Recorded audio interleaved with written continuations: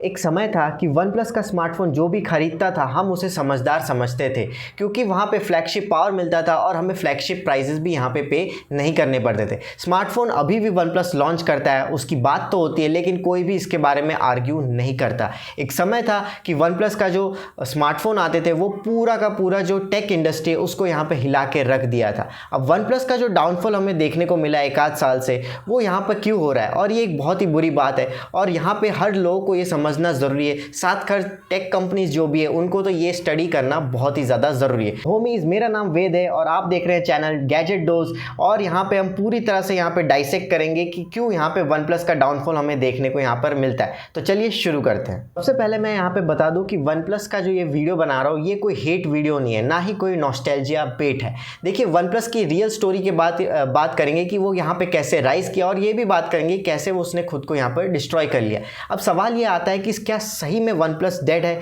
क्या इसे हम बचा भी सकते हैं क्या? चलिए बात करें।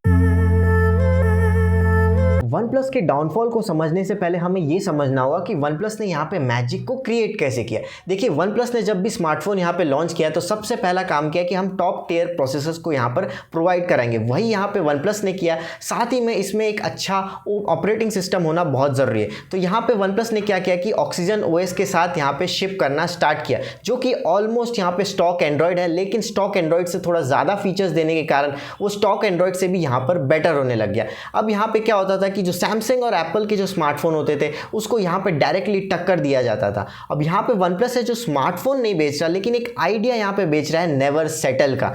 तो ये जो लोग स्मार्टफोन बना रहे थे वो एंथुजियास्ट लोग थे, और ये जो स्मार्टफोन जिसके लिए बना रहे थे वो भी यहाँ पे एंथुजियास्ट लोग ही थे।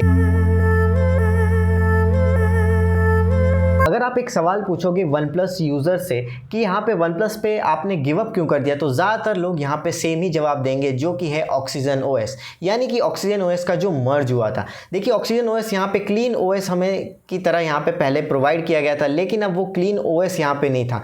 अपडेट्स थे वो यहाँ पे जल्दी से नहीं आते थे। साथ ही में जो इसका यूआई था वो भी काफ़ी ज़्यादा बगी हो गया था, और यहाँ पे जो वन प्लस के जो यूज़र्स हैं वो यहाँ पे और ज़्यादा खफा हो गए थे, क्योंकि ऑक्सीजन ओएस और कलर ओएस यहाँ पे मिक्स हो गया था, और यहीं पे हमें जो यूआई है वो हमें कलर ओएस की जैसा ही फील होने लग गया था। देखिए, मैं खुद भी यहाँ पे वन प्लस का यूज़र रहा हूँ, और सबसे पहला जो वन प्लस है वो मैंने वन प्लस 6 बाय किया था। अब इसमें जो था कि वो एंड्रॉयड 8 के साथ यानी कि ओरियो के साथ आता था, लेकिन यहाँ पे क्या हुआ, लास्ट में जो सबसे लेटेस्ट अपडेट है वो इसमें ऑक्सीजन ओएस 11 है, यानी कि एंड्रॉयड 11, और जैसे कि आप यहाँ पे देख सकते हो कि यहाँ पे ऑलमोस्ट कलर ओएस की तरह यहाँ पर दिखने लग गया है।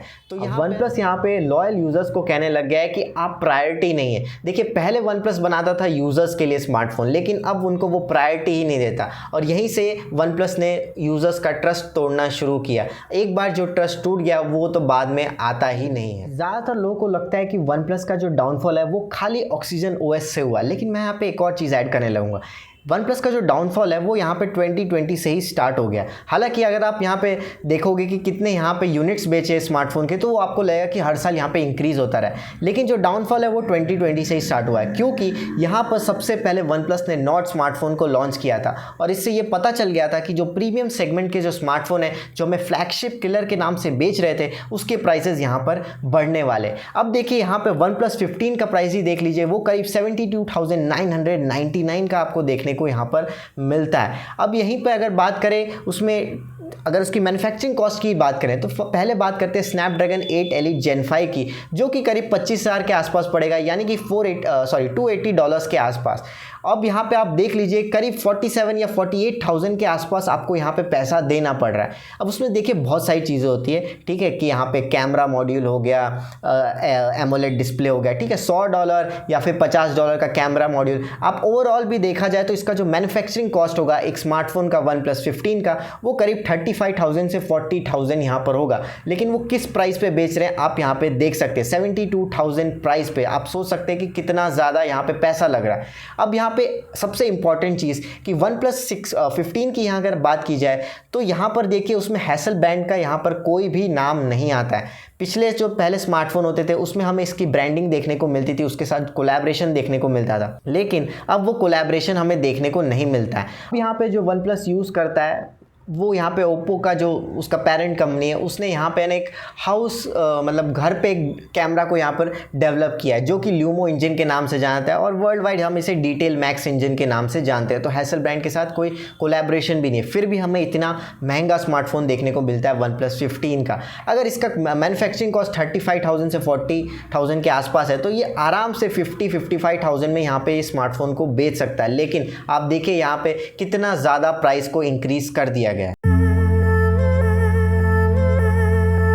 नेक्स्ट यहाँ पे आता है आइडेंटिटी क्राइसिस।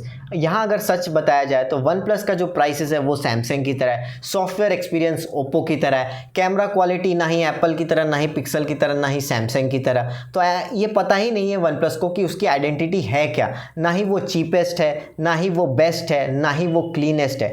ऐसा ब्रांड जिसकी आइडेंटिटी लॉस्ट हो चुकी है, अगर ऐसा कोई ब्रांड है जिसकी आइडेंटिटी लॉस्ट हो चुकी है तो वो ज़्यादा देर तक टिक नहीं सकता, सर्वाइव नहीं कर सकता। जब OnePlus कंफ्यूज था तो यहाँ पर मार्केट इवॉल्व होने लग गया। सैमसंग ने सबसे पहले अपने परफॉर्मेंस इशू को यहाँ पर सॉल्व किया। एप्पल ने क्या किया, जो भी उसके यूज़र्स है उसको इकोसिस्टम में यहाँ पे बांध लिया। चाइनीज़ स्मार्टफोन है जैसे कि iQOO, वो यहाँ पर वैल्यू फॉर मनी स्मार्टफोन यहाँ पे लाने लग गए और यहाँ पे काफ़ी ज़्यादा OnePlus के शेयर को भी यहाँ पे खाने का काम किया है। नेक्स्ट है पिक्सल, जो कि यहाँ पे सॉफ्टवेयर किंग बन चुका है।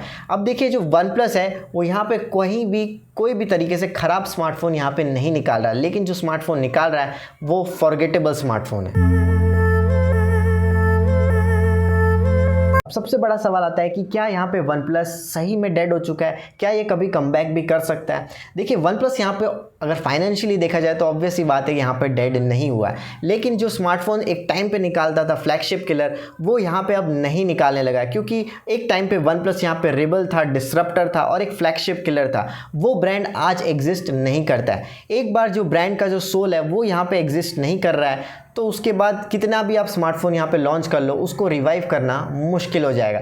लेकिन वो क्या कर सकता है रिवाइव करने के लिए, देखिए वापस से ऑक्सीजन ओएस को लाना, फालतू का जो सैमसंग और एप्पल को जो चेस करता रहता है वो नहीं करना, और यहाँ पे कम्युनिटी की सुनना और यूज़र्स के हिसाब से स्मार्टफोन बनाना। लेकिन ये सारी चीज़ें ऑब्वियस सी बात है कि वो यहाँ पर नहीं करने वाला है। अब देखिए यहाँ पे मैं बाजू में ना लिस्ट दिखा दूंगा आपको हर साल का कि कितने मिलियन यूनिट्स यहाँ पे स्मार्टफोन में यहाँ पे इसने बेचे हैं, और देख सकते हैं आप 2024 से यहाँ पे जो ये जो जितने साल में जो स्मार्टफोन बेचता था वो यहाँ पे धीरे धीरे कम होने लग गया। हालांकि आप यहाँ पे देखोगे तो इसको देख के बोलोगे नहीं यार ये तो ऑब्वियस सी बात है, स्मार्टफोन बेच रहा है, फाइनेंशियली भी अच्छा है, नो डाउट फाइनेंशियली अच्छा है, लेकिन अब कोई बहुत ज़्यादा यहाँ पर लोग ध्यान नहीं दे रहे OnePlus के डिवाइसेस पे। दोस्तों अब मैं आपसे पूछना चाहता हूं कि क्यों यहाँ पे OnePlus का जो सक्सेस है वो यहाँ पे रुइन हो गया, क्या ये एक बैड लीडरशिप की वजह से है। अगर आप यहाँ पे OnePlus के यूज़र है तो बताइए मुझे कमेंट्स में कि आप कौन सा OnePlus का डिवाइस यूज़ कर रहे हैं, या फिर आप OnePlus से यहाँ पे मूव ऑन कर चुके हैं। देखिए इस चैनल को लाइक और शेयर और सब्सक्राइब करना मत भूलना, क्योंकि हिस्ट्री का काम है रिपीट करना और टेक हिस्ट्री भी जानना बहुत ज़रूरी है, और किसी ना किसी को तो बात करना ही होगा। चलिए मिलता हूँ मैं आपसे नेक्स्ट वीडियो।